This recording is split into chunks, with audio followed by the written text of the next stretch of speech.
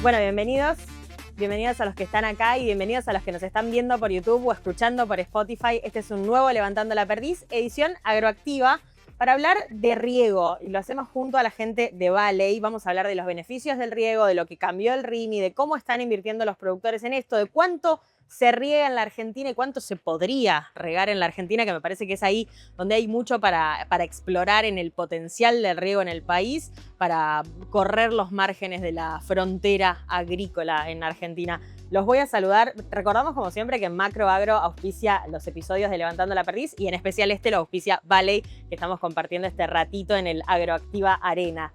Vamos a presentar a nuestros invitados. Iñaki Garitano es Technology and Aftermarket Lead de Valley. Gracias por venirte. ¿Tenés mic? Sí. Gracias, no, un gusto. Todos los cargos en inglés. Sí, imposible que sean en Además, español. hablas en inglés todo el día, perfecto. Cuando estás al aire, pésimo. Es la regla de los periodistas. Podemos hacerlo igual.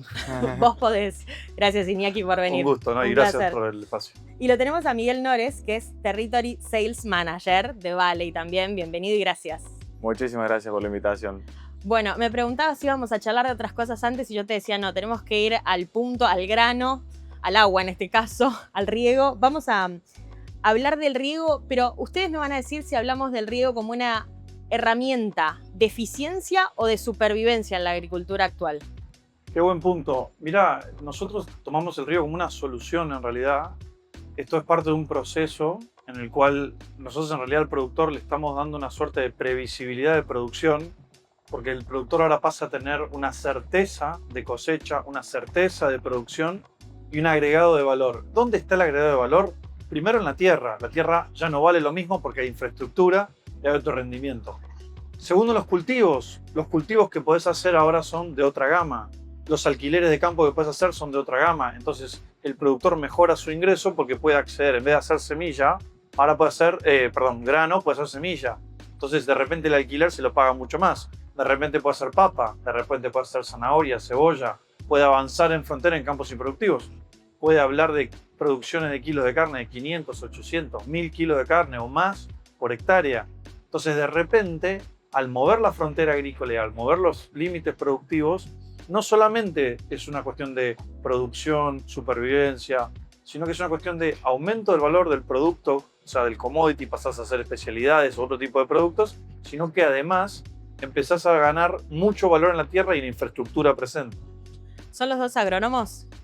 Sí, perfecto. Entonces ya sé lo que me van a responder a la siguiente pregunta. Depende, correcto. Pero, ¿podemos ponerle un número a la brecha entre la producción, al menos de cultivos extensivos en secano y bajo riego? Depende, pero Bien. nada. Te sacaste un 10 en agronomía. Era fácil. Nosotros, los datos que tenemos nosotros históricos son, dependiendo del cultivo también, pero entre un 50 y un 100% de brecha de rendimiento, obviamente acompañándolo también con muchísima más inversión y con un piso asegurado de rendimiento bastante más claro. No 100% asegurado, pero bastante más claro.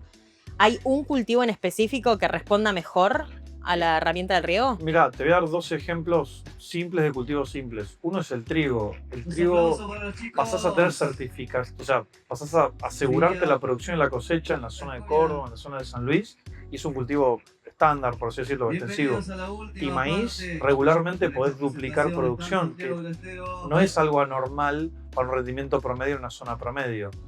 Y después, para mí, el otro cultivo donde se agrega muchísimo valor, si el suelo se puede, obviamente, es la papa. La papa es donde hay una expresión de cultivo fenomenal. Si vos me preguntás en expresión de rendimiento, maíz y papa, y después la posibilidad de hacer cultivos fuera de la frontera estándar. Maíz en suelos someros, maíz en Patagonia, papa en Patagonia, trigo en Córdoba, oeste de Córdoba. Eso para mí es súper diferenciador por la cantidad de cosechas, la cantidad de producción y sobre todo porque el productor puede variar y aumentar su producción. Pensaba hoy, antes de venir para acá, que yo laburo de esto hace más o menos 10 años, de hacer periodismo especializado, si querés, o vinculado al agro, pero que de riego hablo o hago entrevistas hace, ¿qué?, 5 años. cuando arrancaron esas sequías fuertes que derivaron en la sequía histórica, ¿cuánto jugó eso en que el riego esté en la agenda, no solo de nosotros, que ustedes trabajan en una empresa de riego, yo trabajo haciendo periodismo, sino del productor, que en definitiva es el target de ustedes como marca? ¿Desde cuándo estamos hablando de esto y por qué? ¿Cuánto tuvo que ver la sequía?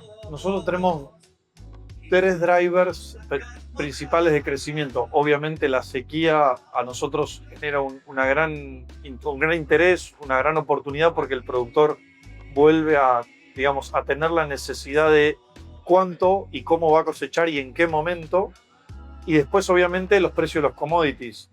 Los precios de los commodities siempre ayudan a potenciar esta relación insumo-producto, en el cual, bueno, es mucho más interesante, tengo un mejor retorno de la inversión si implemento el riego, si el precio del maíz o la papa o la soja, lo que sea, me acompaña.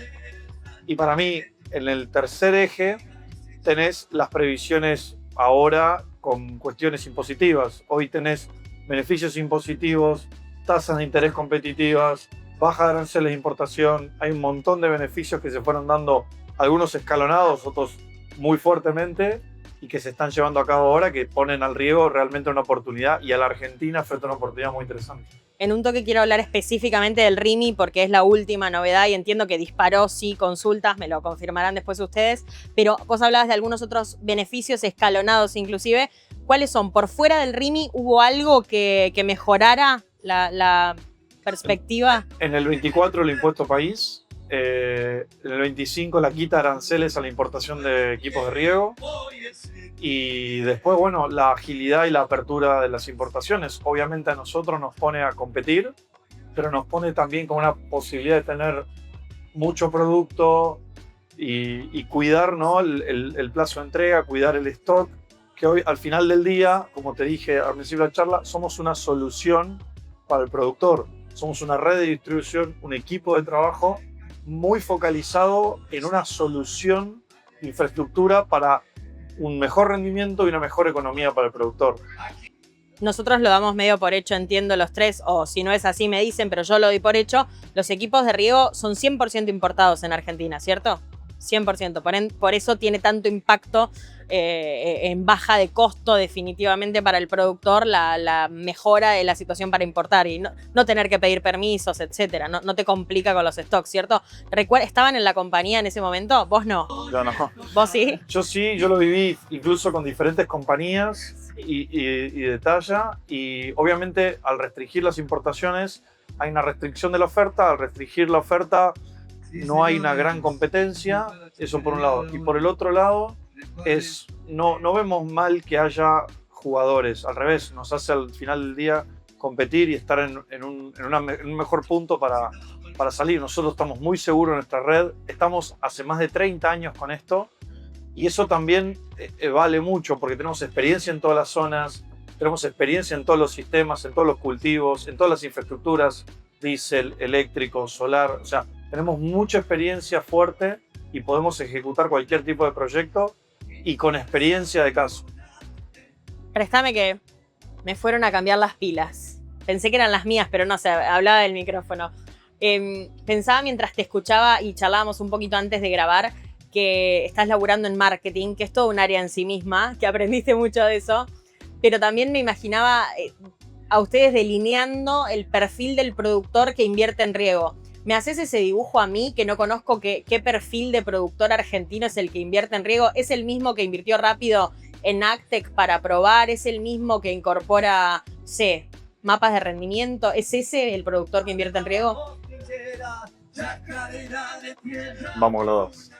En principio sí, siempre el productor punta de lanza, el primero en avanzar en eso. Históricamente, si bien yo no estoy hace mucho en la empresa, históricamente siempre es el primero en avanzar en tecnología, y generalmente es el que después tiene un crecimiento intraempresa, digamos, en cuanto a mayor cantidad de equipos.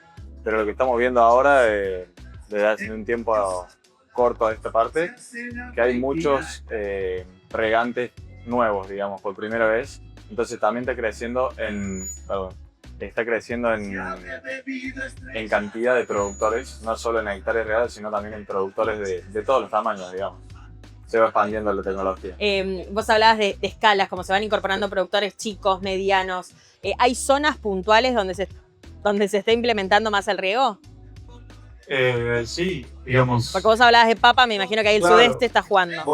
Siguiendo también lo que decía a mí es este nuevo cambio de reglas macroeconómicas, este nuevo cambio obviamente, coyuntural de cambio de commodity por la guerra, también generó un interés de determinados productores por aplicación de efluentes, de riego o avance de determinadas zonas. Cambian las tarifas eléctricas, eso también pone mucho juego en eso. Con el RIMI hay un beneficio fiscal ahora con la tarifa eléctrica, entonces muchas zonas que antes estaban capaz que complicadas, como Patagonia por ejemplo, hoy tienen beneficios porque pueden regar con una luz más barata, por ejemplo. Y respecto a los productores, yo creo que muy bien lo que dice Miguel es hoy podemos cubrir toda la escala de productores con financiación bancaria, con financiación directa, toda la escala de campos, tamaño de campos, porque también nosotros fuimos adaptando y preparándonos para eso. Vamos ahí que me interesa. El RIMI apareció hace muy poco, se votó en el marco de la reforma laboral, se reglamentó antes inclusive que la reforma laboral, así que me imagino que eso habrá generado para ustedes más consultas. ¿Se notó ese cambio? Y recordemos, por favor, para ustedes, por favor, ¿qué implicó la aprobación del RIMI? ¿De qué se trató? ¿Qué cambió para que el productor pueda invertir? Claro. Hay tres cambios que son los más notorios, digamos. El primero es la devolución de IVA a los 90 días. Eso es obviamente muy importante. Muchas empresas agropecuarias tienen ese problema de balance de IVA o esa recuperación del IVA. El otro requerimiento súper bueno es el tema de la amortización acelerada, que dependía del caso, pero era 5 hasta 10 años de manera estándar y hoy podés recuperarla en un año. Y el otro tema que para mí es súper valioso porque está muy atado al costo operativo y en definitiva hoy está más beneficiado con el precio del gasoil es la baja del IVA de la luz, que era del 27% y del 10%. Eso operativamente, financieramente es buenísimo y ni te digo para alguien que estaba comparándolo con el costo del riego por gasoil, así que, o de un generador. Así que sí, para mí se abre como un nuevo paradigma de beneficios fiscales. Obviamente ahora con la charla de las retenciones también tiene un gran impacto porque el futuro se ve muy positivo. Miguel, ¿es de los dos el que más está en contacto con los clientes? ¿O los dos? ¿Sí? Ok. ¿Qué empezaron a notar automáticamente cuando se empezó a discutir? Díganme ustedes en qué momento. Cuando se empezó a discutir el RIMI, cuando se aprobó la reforma laboral, ahora que se reglamentó, ¿en qué momento sintieron que se dio el cambio y cómo lo notaron ustedes? ¿Ese feedback o esa inquietud de los productores en invertir? Que por lo que vengo charlando entiendo que existe, ¿cierto? Sí, realmente se vio ese cambio. Yo por ahí estuve entrando en la empresa justo en la transición de ese cambio, pero sí se notó bastante y se vio mucho lo que hablamos de los nuevos regantes, mucha consulta nueva de productores que se acercan a averiguar sobre la tecnología y en base a eso empiezan a desencadenar toda la compra. Mucha consulta que después terminaba digamos, concretándose porque por ahí el productor ya lo tenía en mente y por A o por B estaba frenando su decisión y estas cosas ayudaron mucho a empujar eso. ¿Qué frenaba la decisión de los productores? Y en realidad no deja de ser una inversión para el productor, entonces siempre está balanceando entre qué es lo más urgente y lo más importante. Nosotros lo hablamos bastante con Iñaki y pasa mucho que competís con cualquier otra inversión de maquinaria, por ejemplo, y si bien obviamente nosotros apuntamos a mejorar los rindes productivos y mejorar los márgenes, por ahí hay cosas que son más urgentes para un productor o lo tiene más urgente en la cabeza y estas cosas hacen que el RIMI, por ejemplo, que empuje un poco más la importancia de estas cosas, digamos. ¿Y qué preguntan cuando preguntan los productores? Y de todo un poco. ¿Qué les genera más duda? Nada, mucho de lo que vos preguntaste al principio de la diferencia de rindes y de brechas. A nosotros nos gusta hablar de diferencias de esas brechas que se pueden alcanzar, pero también nos gusta enfocar un poco más en la parte agronómica te da una amplitud de manejo de decisiones más grande, de decisión de fecha de siembra, decisión de rotación de cultivos, que por lo menos en mi zona, yo estoy en Córdoba, somos zona límite con respecto a las lluvias, entonces por ahí, viste, el año te hace tomar decisiones, depende de cómo venga el agua, y esto te ayuda a decir solo, digamos, las fechas. Eso hace que no sea una inversión pensada para los años de sequía, sino para permitirte tomar decisiones, como vos decías, más flexibles todos los años. Exactamente. Nosotros el doble cultivo, el cultivo de invierno, lo tenemos pocos años en Córdoba, en especial en el norte de Córdoba. El año pasado se vio, este año de nuevo se ve, pero esto te ayuda a tener el doble cultivo todos los años, o la mayoría de los años, dependiendo de la rotación. Y después incorporación de preemergentes, fecha de siembra, un montón de variables que empezás a atar y empezás a tener un poco más de seguridad en los resultados, digamos. O sea que al que hay que convencer en algún punto ahora para venderle es al asesor del productor. Ok, excelente. Y con los asesores, ¿cuánta información tienen los asesores hoy en Argentina sobre riego? A ver, hay mucha publicada, obviamente, de INTA, hay mucha publicada en distintas entidades institucionales.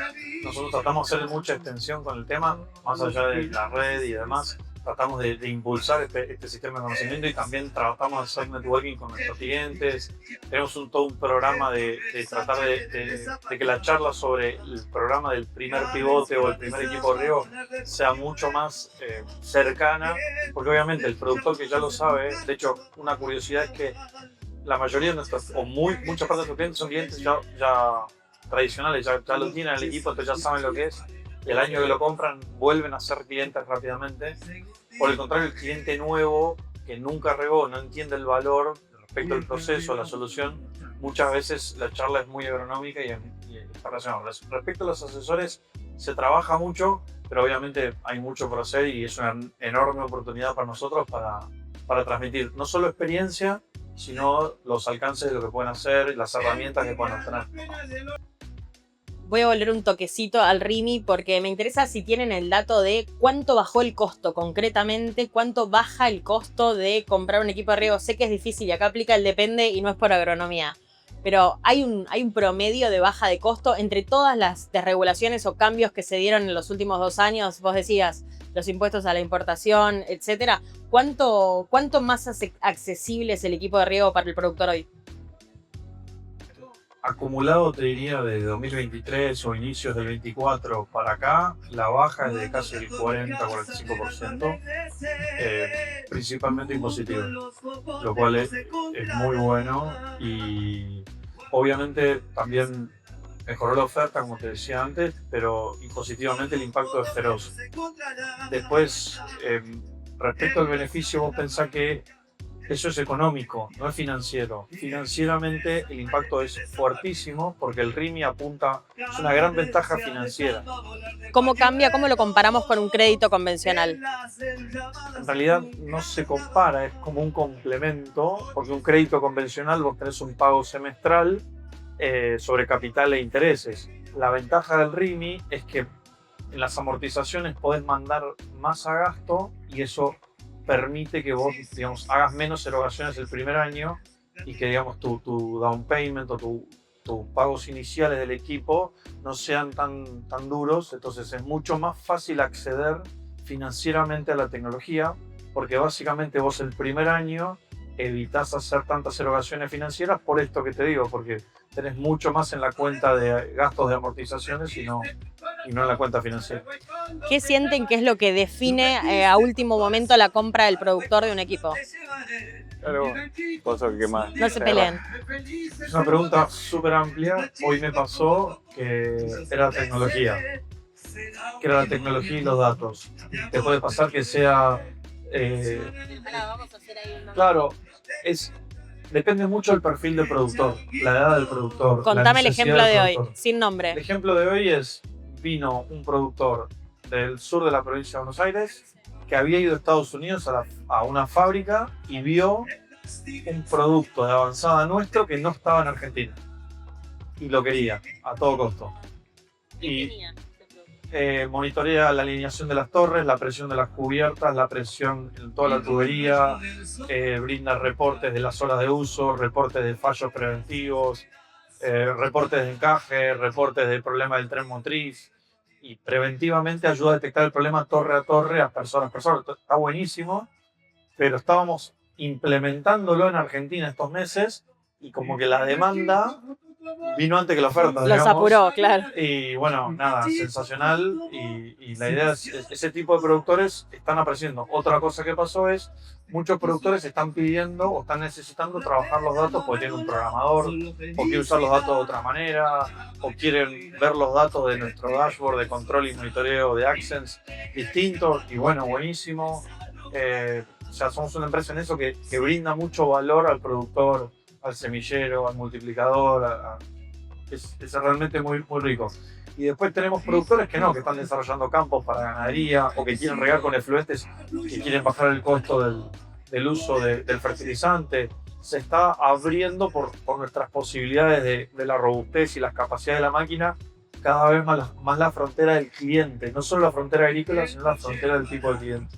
Estaba pensando si esto que decís va sí o sí de la mano, o sea, los productores que compran equipos de riego directamente quieren acceder en el 100% a los datos que generan. No, hay productores súper tradicionales que quieren que el equipo sea ultra confiable y no les importa y prefieren ir, prender y manejarlo por su cuenta. Y bienvenidos, porque esos productores al final del día son también los que tienen una filosofía de trabajo muy abocada a la productividad del cultivo, al seguimiento de la máquina. Por eso te digo que el perfil de productores, al ser heterogéneo, nuestra comunicación también y nuestra estrategia de cómo nos arrimamos agronómicamente o tecnológicamente o como sea, también va variando. Hablamos de un poquito más de 2 millones de hectáreas que están bajo riego en Argentina. Sí, bajo riego de pivot aproximadamente 650.000, ahí más o menos, 700, depende, va variando, pero de bajo riego sí, potencialmente se puede llegar a 8 millones. Y ahí es donde para mí hay que hacer también doble clic, porque creo que tenemos una enorme oportunidad de crecer en una frontera de equipos de riego sistematizados, presurizados, con lo cual incorporar tecnología, incorporar tierra, generas empleo, generas muchísimo empleo de calidad. Duplicás o triplicás o aumentás un 50% de la productividad. Entonces es muy interesante cómo mover la frontera y cómo mover la producción. Vamos a hacer una apuesta a futuro. ¿Le ponemos plazo a las 8 millones de hectáreas? Prometí como si fueses un político. No, yo creo que hay que mirarlo como un paso como escalonado, como, no sé, como está pasando en energía, por ejemplo. No pretender llegar en un año, pretender que sea un crecimiento orgánico, sostenido, virtuoso, de, no sé, de 1 millón de hectáreas, de 500.000 hectáreas, de 3, pero que no sea todo, que sea paulatino y ya con llegar a 1 millón de hectáreas, buenísimo por pivot y bueno, y seguir creciendo y moviendo la frontera. Para mí, sobre todo, eso es lo que esa sostenibilidad es la que nos va a permitir seguir explotando el recurso y el producto, obviamente. Si nos sentamos acá los tres en Agroactiva 2027 y charlamos de cómo fue el año, no sé si van a estar las 8 millones de hectáreas, pero pongámosle que creció el mercado en Argentina. ¿Qué tiene que haber pasado? ¿Cuánto va a jugar ahí esa evangelización de ustedes y de llegar a los productores, a los asesores? ¿Y cuánto más tiene que pasar desde el punto de vista impositivo o de las decisiones que puede tomar la política? Bueno, hacelo casi como un pedido. Qué buena pregunta. Voy a decir depende. Se coparon. Yo creo que obviamente si hay una catalización o una aceleración del proceso de retenciones, creo que obviamente podría ayudar. Creo que si hubiese una corrección de lo que está pasando con los commodities principalmente, podría obviamente traccionar. Las retenciones obviamente es complementario, pero también lo que está pasando con la guerra, que ha levantado el precio de algunos insumos o ha complicado algunas cosas, también potencialmente podría ayudar de corto plazo.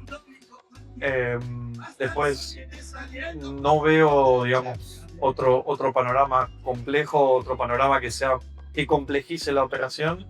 Sí creo que tenemos que estar muy, digamos, abiertos y preparados para esta creciente demanda, y tenemos el equipo para hacerlo, tenemos la tecnología para hacerlo, el producto es súper confiable y sobre todo una red de distribución y una red de técnicos que encima tienen vasta experiencia, o como Miguel que operó mucho equipo, con lo cual estamos preparados para ese crecimiento y tenemos ganas de verlo, porque ya te digo, sería virtuoso para Argentina sobre todo.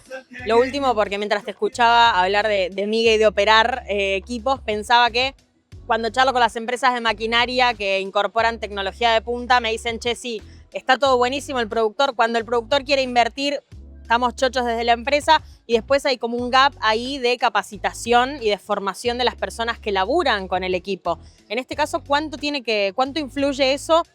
¿Quién es el que opera el equipo en un campo común, en una empresa agropecuaria común? ¿Y qué tiene que saber? Bueno, mira, es un paso a paso también. El depende de nuevo. El equipo lo puede operar cualquier persona. De hecho, los equipos más viejos que hoy siguen estando en el campo, que tienen 15 o 20 años, se operan en persona ahí, sin ninguna aplicación ni nada, y es cuestión de botones y palancas, no mucho más que eso.